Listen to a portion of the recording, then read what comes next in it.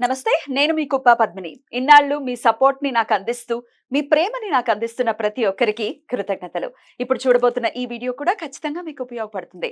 Like, share and subscribe చేసి మీ ఇష్టాన్ని, అలాగే మీ సపోర్ట్‌ని నాకందించండి. అలాగే ఈ వీడియో పట్ల మీ అభిప్రాయాన్ని కామెంట్ సెక్షన్‌లో కామెంట్ చేసి నాకు తెలియచేయండి.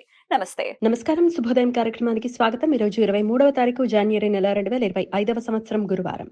శ్రీ క్రోధినామ సంవత్సరం ఉత్తరాయణం హేమంత ఋతువు ఉత్తరాషాఢ కార్తె. ఈరోజు పుష్యమాస బహుళపక్ష నవమి తిథి సాయంత్రం 5:37 వరకు, తదుపరి దశమి తిథి. విశాఖ నక్షత్రం రాత్రి తెల్లవారుజామున 5:08 వరకు, తదుపరి అనురాధ నక్షత్రం. గండ యోగం రాత్రి తెల్లవారుజామున 5:07 వరకు, తదుపరి వృద్ధి యోగం. గరజీకరణం సాయంత్రం 5:37 వరకు, వాణిజ్యకరణం రాత్రి తెల్లవారుజామున 6:36 వరకు ఉంటాయి. సూర్యుడు మకర రాశిలో ఉత్తరాషాఢ నక్షత్రంలో రాత్రి 4:45 వరకు, తదుపరి శ్రవణ నక్షత్రంలో సంచరిస్తాడు. చంద్రుడు తులారాశిలో రాత్రి 10:32 వరకు, తదుపరి వృశ్చిక రాశిలో సంచరిస్తాడు. నక్షత్ర వర్జం ఉదయం 8:46 నుండి 10:32 వరకు. అమృతకాలం రాత్రి 7:24 నుండి 9:10 వరకు. హైదరాబాద్ ప్రాంతం వారికి సూర్యోదయం ఉదయం 6:50 సూర్యాస్తమయం సాయంత్రం 6:07 చంద్రోదయం రాత్రి 2:04 చంద్రాస్తమయం మధ్యాహ్నం 12:39 అభిజిత్ ముహూర్తం మధ్యాహ్నం 12:06 నుండి 12:51 వరకు. దుర్ముహూర్తం ఉదయం 10:35 నుండి 11:20 వరకు. మరలా మధ్యాహ్నం 3:06 నుండి 3:51 వరకు. రాహుకాలం మధ్యాహ్నం 1:53 నుండి 3:17 వరకు.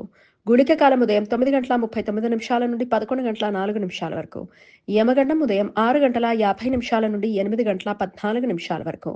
నిరయన రవి శ్రవణ నక్షత్రంలో ఈ రోజు రాత్రి 4:45 ప్రవేశిస్తాడు. అప్పటి నుండి శ్రవణాకార్తె ప్రారంభమవుతుంది. ఈరోజు తిస్రోష్టక దినం. వీటినే అన్వాష్టకాలు అని కూడా పిలుస్తారు. విష్ణు పురాణం ప్రకారం ప్రతి సంవత్సరం మార్గశీర్ష, పుష్య, మాఘ, పాల్గొన మాసాలలో బహుళ సప్తమి, అష్టమి, నవమి ఈ 12 రోజులని తిస్రోష్టకాలు అని పిలుస్తారు. ఈ రోజులలో గృహస్థులు తమ పూజా సమయంలో పితృదేవతలకు ఒకసారి నువ్వులతో తర్పణం వదలటం వలన వంశ వృద్ధి, సంతాన అభివృద్ధి జరుగుతుంది అని నమ్మకం. గురువారం అనురాధ నక్షత్ర కలయిక ఉండటం వలన సర్వార్థ సిద్ధి యోగం ఈ రోజు రాత్రి 5:08 నుండి రేపు సూర్యోదయం వరకు ఉంటుంది. ఈ సమయంలో నూతన వ్యాపార ప్రయత్నాలు చేయడానికి, కొత్త పనులు ప్రారంభించడానికి అనుకూలం. ఏకార్కల దోషం ఈ రోజు తెల్లవారుజామున 4:38 నుండి రాత్రి రేపు తెల్లవారుజామున 5:07 వరకు ఉంటుంది. గండ యోగం జరుగుతున్న సమయంలో రవి అభిజిత్ నక్షత్ర సంచారం చేస్తున్నప్పుడు, చంద్రుడు విశాఖ నక్షత్ర సంచారం చేసే సమయంలో ఈ ఏకార్కల దోషం ఏర్పడుతుంది. ఈ దోష సమయంలో ఎటువంటి శుభకార్యాలు చేయడానికి అనుకూలం కాదు.